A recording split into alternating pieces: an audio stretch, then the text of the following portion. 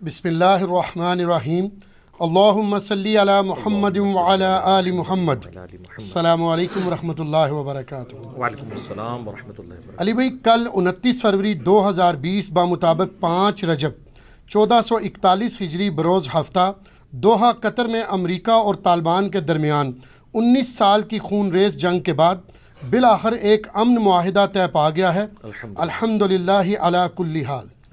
अली भाई से रिक्वेस्ट है कि प्लीज़ इस तारीख़ी मुआहदे बल्कि टर्निंग पॉइंट ऑफ हिस्ट्री और एक अहम संगे मील पर भी अपनी राय ज़रूर दें, क्योंकि आपकी राय को तमाम मुकातबे फ़िक्र की बाशऊर अवामुन्नास बड़ी ही कदर के साथ देखती है, बल्कि फ़ॉलो भी करती है। अल्हम्दुलिल्लाह अल्हम्दुलिल्लाह अल्हम्दुलिल्लाहिल्लज़ी अंज़ला अला अब्दिहिल किताब वलम यजअल लहू इवजा। अल्लाह ताला का शुक्र है जी। बल्कि इस पे तो मैं वो आयत पढ़ूँगा सूरह अल-फत्ह की। अऊज़ु बिल्लाहि मिनश्शैतानिर्रजीम, बिस्मिल्लाहिर्रहमानिर्रहीम। इन्ना फ़तहना लका फ़तहम मुबीना। बेशक ए महबूब सल्लल्लाहु अलैहि वालैहि वसल्लम, हमने आपको एक रोशन फ़तह अता फरमाई है। सुलह हुदैबिया के बारे में ये आयत नाजिल हुई थी। बज़ाहिर सुलह हुदैबिया का मुआहदा मुसलमानों की फेवर में नहीं था, लेकिन उसके दूरस्त नताइज हासिल होने वाले थे। अल्लाह ने पहले ही इस चीज़ की प्रोफेसी दे दी कि ये सुलह हुदैबिया का मुआहदा आपके लिए फ़तह साबित होगा। अल्लाह करे कि ये जो अभी पीस ट्रीटी हुआ है तालिबान और अमेरिका के दरमियान, ये भी मुसलमानों के लिए मुस्तकबिल में सुलह हुदैबिया साबित हो। आमीन सुम्मा आमीन। 29 फरवरी 2020 को हफ्ते के दिन दोहा कतर के अंदर बामुताबिक 5 रजबुल मुरज्जब 1441 हिजरी, ये बाकायदा डेट उस मुआहदे के ऊपर लिखी हुई है। मैंने उस मुआहदे को स्टडी भी किया है, 4 सफ़ों के ऊपर मुहित है। एक हिस्टोरिकल मुआहदा तय पाया है, जिसके अंदर फ़िल वक्त तो ये चीज़ तय हुई है कि 14 महीने के अंदर अमेरिका अपनी फ़ौज वहाँ से निकाल लेगा इंशाअल्लाह ताला। और गुड जेस्चर के तौर के ऊपर तालिबान के पास जो लोग उनके कैद हैं अफ़गान हुकूमत के या अमेरिकन फ़ौजी, वो उनको छोड़ेंगे, और 5000 के करीब तालिबान फ़ौजी हैं जो अफ़गान हुकूमत के पास कैद हैं, वो उनको छोड़ देंगे। और आपको मैं हैरान कुन बात बताऊं, इस वक्त भी आलमोस्ट 60% अफ़गानिस्तान के ऊपर तालिबान की ही हुकूमत है। ये जो अशरफ गनी आपको सदर नज़र आते हैं या हामिद करज़ई, इससे पहले ये 40% अफ़गानिस्तान के ऊपर है। 60% हिस्सा अभी भी तालिबान के पास है। और अब इस पीस ट्रीटी के अंदर ये भी तय पाया कि अफ़गानिस्तान यानी तालिबान जो है वो अपनी सरज़मीन को किसी भी दूसरे मुल्क में दहशतगर्दी के लिए इस्तेमाल नहीं होने देंगे।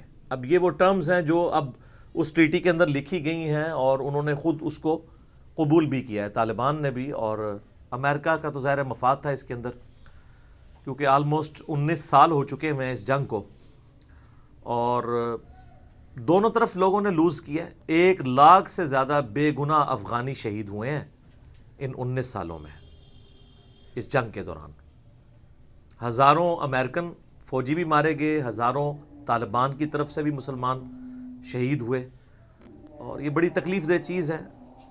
यानी इस मॉडर्न दौर के अंदर भी जब लोग ह्यूमैनिटी की बातें करते हैं, बेसिक ह्यूमन राइट्स की बातें करते हैं, इस दौर के अंदर भी इस तरह का कत्ल गारत होना, ये बड़ी हैरान कुन बात है। ये अज़ान असर की शुरू हो जाती है, बाकी इंशाअल्लाह अज़ान असर के वक्फे के बाद इंशाअल्लाह। मेरे भाइयों, पूरी इंसानियत ने, जो कि इस वक्त इंटरनेट की वजह से एक ग्लोबल विलेज, क्या ग्लोबल होम बन चुकी है, इस जंग से सफ़र किया।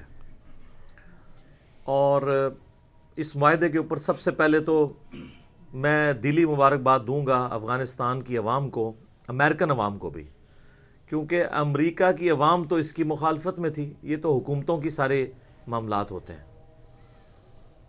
तो ये दोनों अवामुन्नास मुबारकबाद के मुस्तहिक हैं कि वो जो चाहते थे वो हो गया।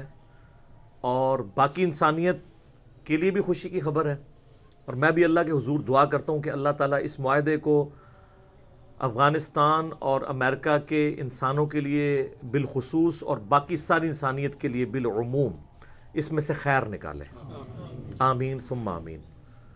کیونکہ جتنی تکلیف ان 19 سالوں میں انسانیت کو دیکھنی پڑی ہے وہ اس ماڈرن ایج میں چند بڑی تکالیف میں سے ہے، اور سب سے زیادہ ایفیکٹ جن ملکوں کو ہوا اس میں ہمارا ملک پاکستان بھی شامل ہے، لہٰذا ہمیں بھی اس حوالے سے خوشی ہے۔ اور میں تو پرسنلی اس لیے بھی خوش ہوں کہ صحیح بخاری اور صحیح مسلم کی متفق علیہ حدیث ہے کہ اللہ کے محبوب صلی اللہ علیہ وآلہ وسلم نے فرمایا کہ مسلمان ایک جسم کی مانند ہے، اور جسم کے کسی ایک حصے میں تکلیف ہو تو پورا جسم اس کی درد محسوس کرتا ہے، حتیٰ کہ صحیح مسلم میں الفاظ ہیں کہ درد تو آنکھ میں ہوتا ہے لیکن پورا جسم رات جاگ کے کاٹتا ہے، کیونکہ وہ ایک آنکھ جس تکلیف میں ہوتی ہے پورا جسم اس تکلیف کو محسوس کر رہا ہوتا ہے۔ تو اللہ کے محبوب صلی اللہ علیہ وآلہ وسلم کے اس فرمان کے تحت دنیا میں جب کبھی بھی مسلمانوں پر اس طرح کی کوئی افتاد ٹوٹتی ہے تو ایک مسلمان کا دل پسیجتا ہے، اس میں کوئی شک نہیں ہے۔ دعا بھی ضرور کرنی چاہیے، کیونکہ صحیح مسلم میں حدیث ہے کہ جب کوئی شخص اپنے بھائی کی غیر موجودگی میں اس کے لیے دعا کرتا ہے تو اللہ تعالیٰ ایک فرشتہ مقرر کر دیتا ہے جو اس دعا پہ آمین کہتا ہے، اور یہ کہتا ہے کہ اے اللہ جو دعائیں اس نے اپنے بھائی کے حق میں کی ہیں اس شخص کے حق میں بھی قبول فرما لے۔ تو ہم اپنے افغانستان میں رہنے والے بھائیوں کے لیے، فلسطین میں رہنے والے بھائیوں کے لیے، کشمیر میں رہنے والے بھائیوں کے لیے، سیریا میں رہنے والے بھائیوں کے لیے، عراق میں رہنے والے بھائیوں اور بہنوں کے لیے، پوری دنیا میں جہاں کہیں بھی مسلمان مظلوم ہیں سب کے لیے دعا گو ہیں کہ اللہ تعالیٰ ان کی جان، مال، عزت اور آبرو کی حفاظت فرمائے، آمین ثم آمین۔ اور یہاں پہ میں عرض کروں کہ چونکہ ہماری ویڈیوز ہائر اپس تک بھی جاتی ہیں، ان تک بھی یہ میں میسیج پہنچانا چاہتا ہوں کہ اب افغانستان کے رہنے والے لوگوں کو اپنی مرضی کی زندگی گزارنے دیں۔ یہ جو لچ تلنے والا کام ہے نا پڑوسی ممالک کا، چاہے پاکستان ہو، انڈیا ہو، ایران ہو، ان کی پراکسی وارز ان ملکوں کی افغانستان کے اندر جاری رہی ہیں، جس کی ڈیٹیل میں جانے کی ضرورت نہیں ہے۔ اور ہمارے موجودہ پرائم منسٹر صاحب تو جب پرائم منسٹر نہیں تھے اس وقت بھی اس بات کا رونا روتے تھے، اور اب تو انہوں نے پرائم منسٹر بننے کے بعد اوپنلی میڈیا کے اوپر یہ بات ایکسیپٹ کی ہے کہ ہم سے ماضی میں ایسی غلطیاں ہوئی ہیں، اور الحمدللہ اب ہمارے ریاستی اداروں نے، ہماری حکومت نے، پرائم منسٹر کا جو ویژن تھا اس وقت کہ اس طرح کے معاملات کا علاج صرف پولیٹیکل سلوشن ہوتا ہے، کوئی جنگی سلوشن نہیں ہوتا، جو پرماننٹ سلوشن نہیں ہوتا جنگوں کا، الٹیمیٹلی تباہی ہوتی ہے۔ تو اس وقت پوری دنیا نے اس ڈاکٹرن کو پریکٹیکلی اتنا سفر کرنے کے بعد ایکسیپٹ کر لیا الحمدللہ۔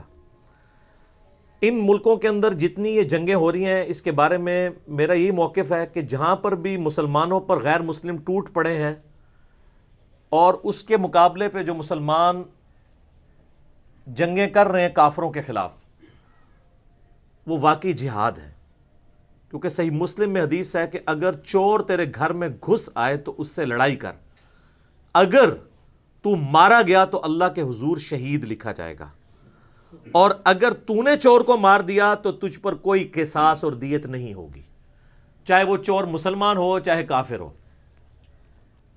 تو افغانستان میں کوئی حق نہیں تھا رشیا کا کہ وہ کود پڑتا یا امریکہ کا، اور وہاں جا کر وہ ایک پریمپٹیو طور پہ ایکٹیویٹی پرفارم کرے کہ ہمیں خطرہ ہے کہ مستقبل میں ایسا نہ ہو جائے،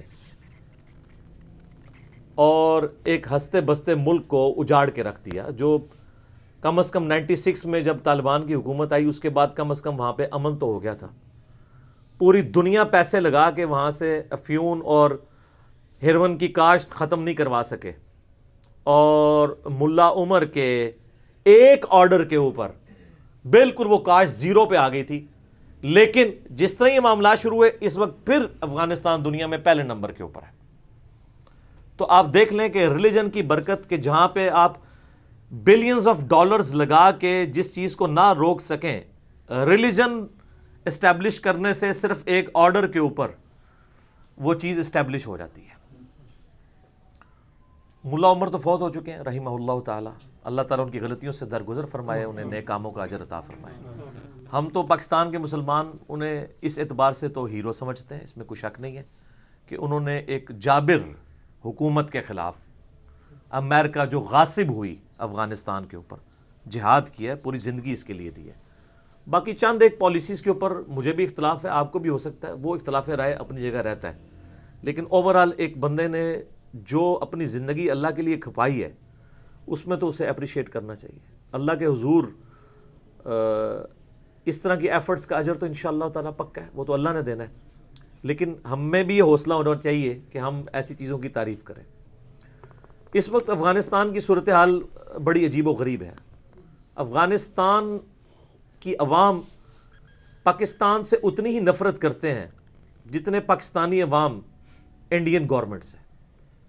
جس طرح یہاں پہ کوئی بھی ایکٹیویٹی ہوتی ہے نا، یا انڈیا میں کوئی ایکٹیویٹی ہوتی ہے تو پاکستان پہ ملبہ ڈال دیتے ہیں، پاکستان میں کوئی ایکٹیویٹی ہوتی ہے تو یہاں کے لوگ انڈیا پہ ملبہ ڈالتے ہیں، بالکل اس طریقے سے افغانستان کی یہ حالت ہے کہ افغانستان میں جو کوئی ایکٹیویٹی پرفارم ہوتی ہے وہ سیدھا پاکستان کے اوپر بلیم ڈال دیتے ہیں۔ ظاہر ہے انڈیا نے وہاں پہ اپنی اتنی ایمبیسیاں کھول کے کئی سالوں میں ان کی برین واشنگ کی ہے، لیکن یہ اللہ کا شکر ہے کہ طالبان جو ہیں وہ پاکستان کے لیے اچھا ذہن رکھتے ہیں، اور اسی لیے آپ دیکھتے ہیں کہ افغان حکومت کے چہرے لٹکے ہوئے ہیں۔ وہ تو کبھی نہیں چاہتے تھے کہ ان سے یہ سٹیک چھن جائے، کیونکہ اب اگر ایک پولیٹیکل ایگریمنٹ انشاءاللہ ہوتا ہے تو الٹیمیٹلی حکومت تو طالبان کی آ جائے گی، کیونکہ اس وقت بھی سٹل 60% ایریا ان کے پاس ہے۔ تو اس لیے وہ سارے جو دنیا پرست لوگ تھے جو امریکہ کے غلام بنے ہوئے تھے، ان کو تو اب اپنی چودراہٹیں ختم ہوتی ہوئی نظر آ رہی ہیں، تو اس لیے ان کی جو چہرے لٹکے ہوئے ہیں وہ آپ یعنی عوام الناس کے سامنے آپ دیکھ سکتے ہیں۔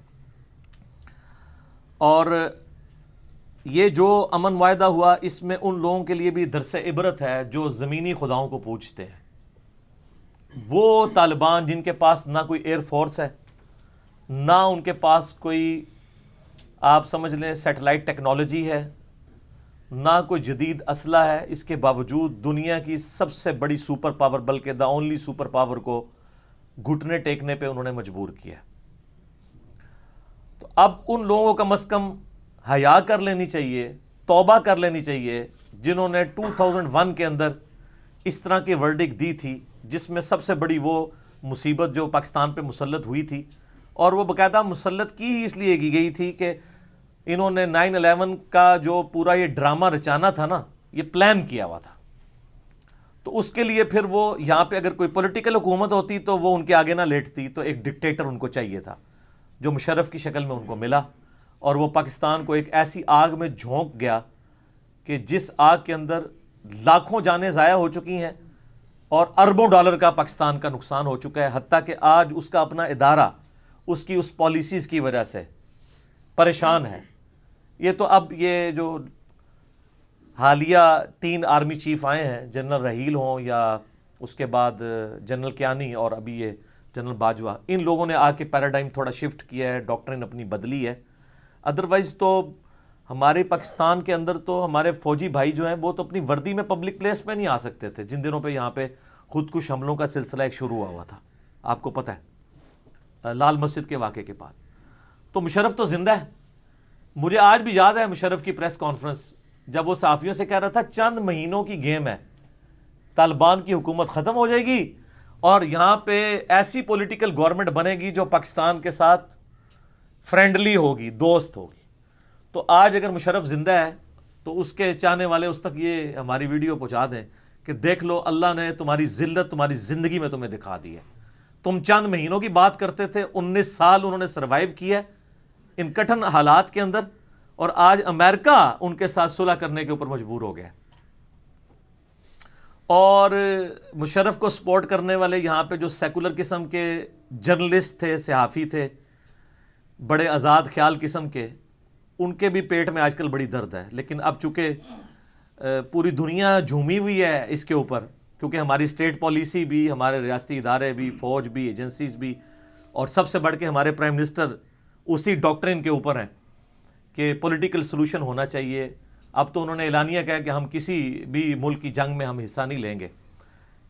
تو اب تو یہ حالات سازگار ہیں اس حوالے سے کہ یہ بات لوگوں کو سمجھ آ جائے. تو وہ جو زمینی خداؤں کی پوجا کرنے والے لوگ تھے ان کو موت سے پہلے اب توبہ کر لینی چاہیے کہ وَتُعِزُّ مَن تَشَاءُ وَتُذِلُّ مَن تَشَاءُ وَتُعِزُّ مَن تَشَاءُ وَتُذِلُّ مَن تَشَاءُ بِيَدِكَ الْخَيْرُ إِنَّكَ عَلَىٰ كُلِّ شَيْءٍ قَدِيرٌ. اللہ کے ہاتھ میں ساری بادشاہت ہے، جسے چاہے عزت دے، جسے چاہے ذلت دے. مشرف نے جن لوگوں کو پاکستان سے پکڑ کے امریکہ کے حوالے کیا تھا، آج وہ اس امن معاہدے میں رسپیکٹیبل جگہ پہ بیٹھے ہوئے ہیں اور مشرف اپنی زندگی کے دن پورے کر رہے ہیں. تو مشرف نے تو یہی سمجھا ہوگا کہ میں نے ان سے ان کی زندگی چھین لی ہے. پاکستان سے سفیر کو حوالے کر دیا تھا امریکہ کے، آپ کو پتہ ہے نا. آج وہ سفیر اس کانفرنس کے اندر موجود تھا. تو اللہ جسے عزت دے، انسان تو کسی کو کچھ نہیں دے سکتا. تو اس امن معاہدے کے بعد پاکستان کے اندر جو ایسے کمزور ایمان یا ضعیف الاعتقاد لوگ بیٹھے ہوئے ہیں نا، ان کے لیے بھی لمحہ فکری ہے کہ وہ مرنے سے پہلے کم از کم توبہ کر لیں اور اللہ کی طرف رجوع لے کے آئیں. اور اس وقت جو انہوں نے بڑی بڑی بڑکیں ماری تھی نا، اللہ نے ان 20 سالوں کے اندر ساری بڑکیں بتا دی ہیں کہ سب کچھ ختم ہو چکا ہے. اور دوسرے صحافی جو ہیں، جو پبلک اوپینین بنانے والے ہیں، میں ان سے بھی ریکویسٹ کروں گا کہ کوئی پیسمسٹک اپروچ نہ رکھیں. ابھی بھی کچھ لوگ کہہ رہے ہیں پتہ نہیں جی، ہو سکتا ہے جی پھر جنگ چھڑ جائے، معاہدہ ٹرمپ توڑ دے یا طالبان توڑ دیں. پہلے ہی پٹھیاں گلاں کرنی شروع کرتی ہیں. ٹھیک ہے بھائی، پازیٹیو باتیں کریں، آپٹیمسٹک اپروچ رکھیں. ویسے تو آپ سب لوگ امن کے دائی ہیں، اور یہاں پہ آ کے آپ پیسمسٹک اپروچ رکھتے ہیں اس لیے کہ ان کو مذہبی لوگ، مذہب کا غلبہ، اسلام کا غلبہ پسند نہیں ہے. تو آپ دیکھ لیں، وہ اسلامک ایمریٹس آف افغانستان، یہ انہوں نے اپنا وہ ٹائٹل رکھا ہوا تھا. ٹھیک ہے. اور ایک ہمارا وہ پڑوسی ملک یا کسی زمانے میں ہمارا حصہ رہا ہے بنگلہ دیش، انہوں نے اپنا نام ہی چینج کر کے پیپلز ریپبلک آف بنگلہ دیش رکھ لیا. ٹھیک ہے. تو اور آپ دیکھ لیں، جو لوگ وہ سگنیچر کر رہے تھے، ان کی آپ لباس دیکھیں، ان کی عاجزی دیکھیں، کوئی کسی کے اوپر تکبر نہیں چھایا ہوا، بالکل منکسر المزاج لوگ ہیں. اللہ جسے عزت دے، اللہ جسے چاہے ذلت دے، یہ تو اللہ کے ہاتھ میں ہے. اور یہ جو افغانستان کا ایشو ہے، اس میں خوشائن بات یہ ہے کہ ہماری اس وقت جتنی پولیٹیکل جماعتیں ہیں پاکستان کی، چاہے وہ حکومتی اتحاد میں ہوں یا اپوزیشن کے اندر، سب کا کنسنسس ہے کہ افغانستان کے اندر امن ہونا چاہیے. پاکستان کا امن ڈیپینڈنٹ ہے اس کے اوپر، اور اس کے اوپر بھی کنسنسس ہے کہ پاکستان یا کسی اور ملک کو اب جا کے افغانستان میں کوئی لوچ نہیں اپنا تلنا چاہیے. ان کو اپنی زندگی گزارنے دیں، ان کا ملک ہے، ان کو بھی حق حاصل ہے کہ وہ اپنے معاملات کو اپنے طریقے سے لے کے چلیں، نہ کہ یہ ہے کہ وہ پراکسی وار کا ایک سمجھ لیں بیٹل فیلڈ بنا ہوا ہو. آپ ذرا امیجن کریں، وہ بیچارے کتنا سفر کر رہے ہیں ان چیزوں سے، کتنے سالوں سے کر رہے ہیں. پہلے رشیا مسلط ہوا، پھر اس کے بعد امریکہ کی یہ تکلیفیں دیکھیں. ان مع العسر یسرا ان مع العسر یسرا. ہر مشکل کے بعد آسانی ہے، ہر مشکل کے بعد آسانی ہے. تو ہم اللہ سے امید کرتے ہیں کہ یہ اتنی بڑی جو مشکلیں دیکھی ہیں، 3 نسلیں افغانیوں کی جھونک دی گئی ہیں اس کے اندر، تو اللہ تعالیٰ اس مشکل کے بعد ان کے لیے آسانی والا کوئی معاملہ فرمائے. آمین ثم آمین. اب تھوڑی سی میں فرقوں سے متعلق بات کر لوں. پاکستان میں بھی آپ کو پتہ ہے، چونکہ سارے مکاتب فکر کا گڑھ بنا ہوا ہے، دنیا میں کوئی فرقہ ہونا اس کی جڑیں آپ کو پاکستان میں ہی ملیں گی. تو افغانستان میں چونکہ طالبان جو ہیں یہ دیوبندی مسلک سے تعلق رکھتے ہیں، حنفی بھی ہیں، اور اس کی وجہ سے پاکستان میں جو دوسرے مسالک ہیں وہ بڑے ریلیکٹنٹ ہیں ان کو ایکسیپٹ کرنے کے لیے، خصوصاً بریلوی. حالانکہ دونوں حنفی ہیں لیکن ایک دوسرے کو ماننے کے لیے تیار نہیں ہیں، اور شیعہ بھی اور اہل حدیث بھی.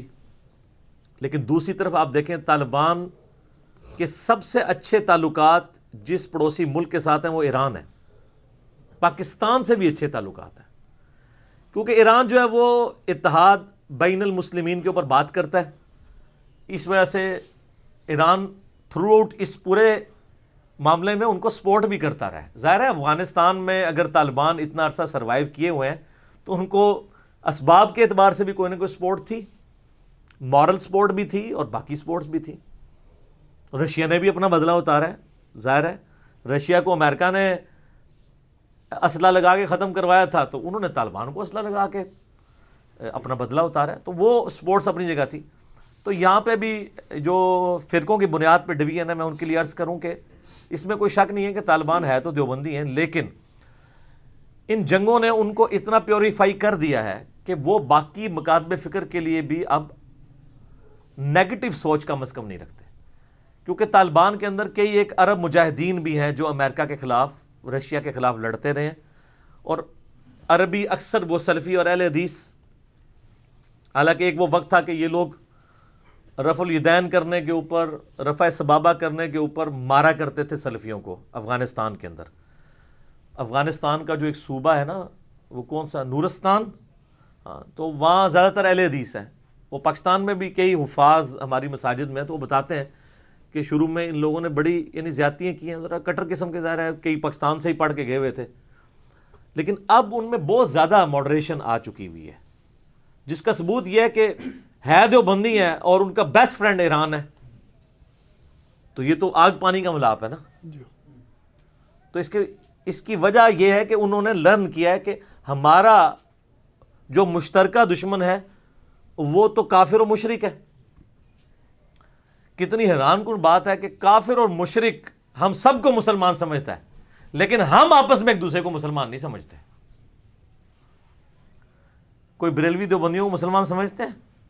دیوبندی اہل حدیث کو، اہل حدیث شیعہ کو، لیکن کافر ہم سب کو مسلمان سمجھتے ہیں. اور یہاں پہ بھی جو لوگ ہیں نا وہ کہتے ہیں نہیں نہیں ہم تو مسلمان ہی سمجھتے ہیں. میں کہتا ہوں نا، جھوٹ بول رہے ہیں آپ نے جو میک اپ کیا ہوا ہے نا اس کے اوپر سے میں گرم تولیہ پھیرتا ہوں. اگر آپ سب کو مسلمان سمجھتے ہیں تو کوئی ایک بریلوی ریناؤنڈ عالم جس کو سارے بریلوی کہیں کہ اس کا فتویٰ ہم مانتے ہیں، وہ مجھے ایک سٹامپ پیپر کے اوپر لکھ دے کہ دیوبندی ہمارے بھائی ہیں، اگرچہ گمراہ ہیں لیکن ایک نہ ایک دن عذاب بھگت کے جنت میں جانے میں کامیاب ہو جائیں گے، کیونکہ کلمہ تو انہوں نے پڑھا ہی ہوا ہے. تو آپ کو ایک بریلوی ریناؤنڈ عالم جس کو بریلوی قبول بھی کریں، ایویں دیسی بریلوی نہیں، ٹپیکل جس کو سارے اون کریں، نہیں ملے گا. تو اس کا کیا مطلب ہے کہ وہ کہہ تو نہیں رہے نان مسلم لیکن مان رہے ہیں.